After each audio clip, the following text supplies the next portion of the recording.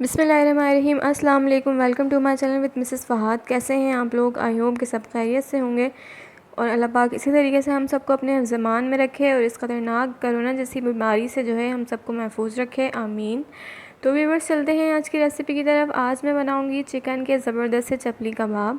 तो इसके लिए हमें किन चीज़ों की ज़रूरत है और ये कैसे बनाए जाएंगे, चल के देख लेते हैं। यहाँ मैंने हाफ़ केजी जो है चिकन का कीमा लिया है, बिल्कुल बारीक कीमा है, इसमें कोई फ़ैट नहीं लिया है मैंने। इसके अलावा 1 टेबलस्पून साबुत धनिया, 1 टेबलस्पून सफ़ेद ज़ीरा लिया था, इसको भून कर और एक साथ जो है दोनों को मोटा मोटा सा दरदरा सा पीस लिया है। इसके अलावा हाफ़ टी स्पून जो है मैंने गरम मसाला पाउडर लिया है। नमक ले लीजिए अपने टेस्ट के अकॉर्डिंग। इसके अलावा यहाँ पे मैंने 1 टेबलस्पून जिंजर गार्लिक का पेस्ट लिया है। 1 टेबलस्पून ही मैंने चिली फ्लेक्स लिए हैं, यानी कि कुटी हुई लाल मिर्च।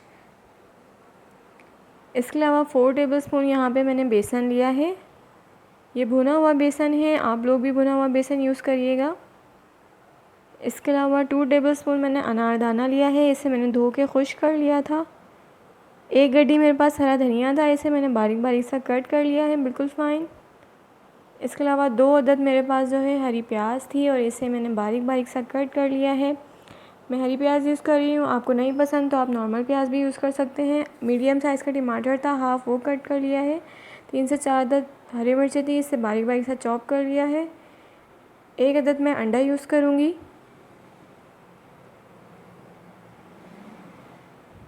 बेसन जो है मैंने 4 टेबलस्पून लिया है, लेकिन जो है मैं अभी पूरा 4 टेबलस्पून नहीं ऐड करूँगी, पहले 2 टेबलस्पून ऐड करूँगी। तो चल के जो है मैरिनेशन कर लेते हैं। यहाँ हमने कीमे में मसाले ऐड करना शुरू कर दिए हैं।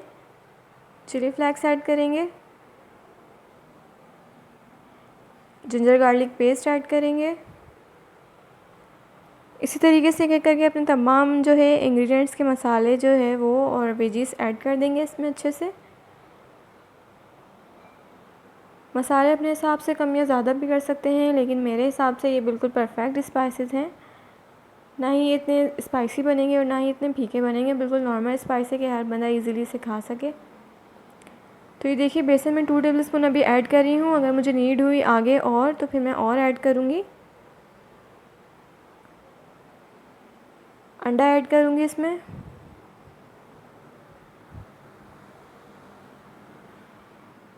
अब अनारदाना और अपने तमाम वेजिस इसमें ऐड कर देते हैं।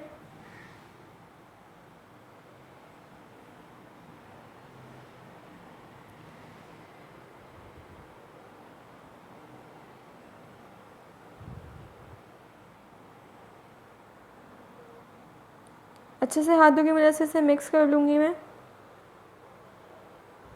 और हमने इसे कोई मैरिनेट करके नहीं रखना है, बस हाथ के हाथ हमें इसे बनाते जाना है, क्योंकि इसमें जो है वेजिस डले हुए हैं तो वो अपना पानी छोड़ देंगे। तो ये जो है इसका जो बैटर है वो थोड़ा सा पतला हो जाएगा, इसलिए बस इसको फ़ौरन मिक्स कर दे ही आप शेप देकर फ्राई करना शुरू कर दीजिए। तो ये देखिए, मसाला मैंने मिक्स कर दिया है। अब मैं इसकी शेप बना लूँगी। जितने साइज़ का आपको कबाब चाहिए उससे जो है थोड़ा बड़े साइज़ का शेप बनाइए, ताकि फ्राई होने के बाद आपका कबाब का जो साइज़ है वो जितना आपको चाहिए था उतना ही हो जाए। ये देखिए, इतने बड़े साइज़ का मैंने बनाया है। ये फ्राई होकर थोड़ा छोटा हो जाएगा, क्योंकि जो है इसमें जो मीट है वो फ्राई होने के बाद थोड़ा जो है कम हो जाता है, मतलब खुश्क हो जाता है उसका पानी। तो ये देखिए, जो शेप बनाने के बाद जो है मैंने इसे अच्छे से फ्राई कर लिया है। कलर आप देख सकते हैं, कलर बिल्कुल परफेक्ट है। इससे डार्क कलर नहीं करिएगा। इसे मैं ग्रीन चटनी के साथ सर्व कर रही हूँ। आई होप कि आपको रेसिपी और वीडियो पसंद आई होगी। अगर पसंद आई है तो इसे लाइक और शेयर कीजिए, चैनल को सब्सक्राइब कीजिए, साथ ही साथ बेल आइकन को भी प्रेस कर दीजिए। अपनी होस्ट मिसेस फ़हाद को दुआओं में याद रखिएगा। तब तक के लिए अल्लाह हाफिज़।